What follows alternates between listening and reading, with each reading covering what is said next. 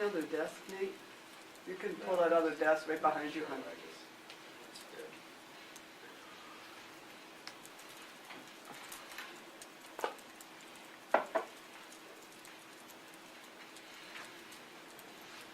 Well, sorry, the Homestead Act, which was signed in 1862 by Lincoln. It allowed hundreds of thousands of Americans used it to claim land under their names, and most of it was turned into bison and cattle ranches. They were allowed to claim up to 160 acres out in the West, and it allowed any white male head of a family over 21 to claim it. Married women were not allowed to claim land since they were considered to be a dependent of their husband. Unmarried women, however, could claim land, but it was more difficult for them to do so.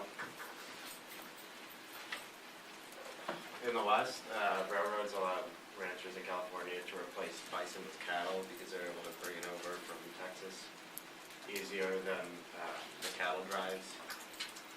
And the American bison slaughter also took a huge toll on the population of the bison, bringing it from 10 million down to just a few hundred left.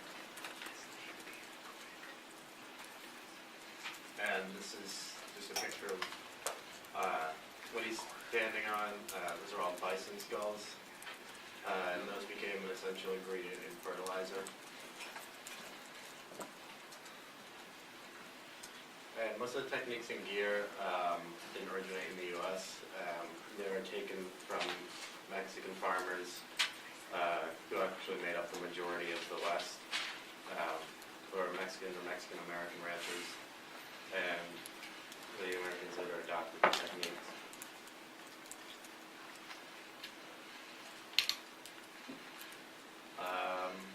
And from between 1866 and 1886, ranchers drove 1 million heads of cattle annually overland from Texas Ranch to railroad depots in Kansas for shipment by rail to Chicago. Chicago produced 4/5 of all meat products consumed by the United States or processed during that time, which that means Chicago produced nearly 500 million pounds of grouse beef every year. And before 1874, which is the invention of the barbed wire, the majority of all ranching was open range because it was more expensive to use, say, wooden fences to keep them in. And the invention of barbed wire allowed costs to be cut because it could be mass produced a lot easier than the wooden fences. This is a picture of an artist rendition of what a cattle drive would look like, and these could last for up to a year or two. And the next slide is a map. So they would drive them from Montana down to Texas or to Kansas, so that way they could actually get them on a train over to Chicago. Nate, on the map, go back to your map, let's pass the map. What's the source of that map, hon? Was that drawn by someone, or you know what that came from?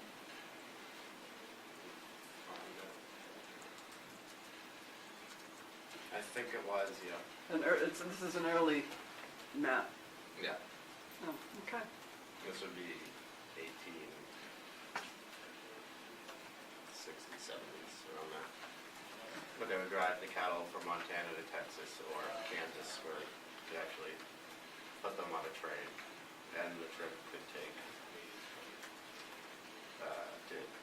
say, 2 years, just because of the mass amounts of cattle they would be driving.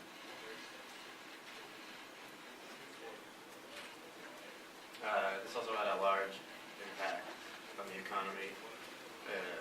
Chicago became a huge driving force in the United States economy because of how much of the meat products it actually produced.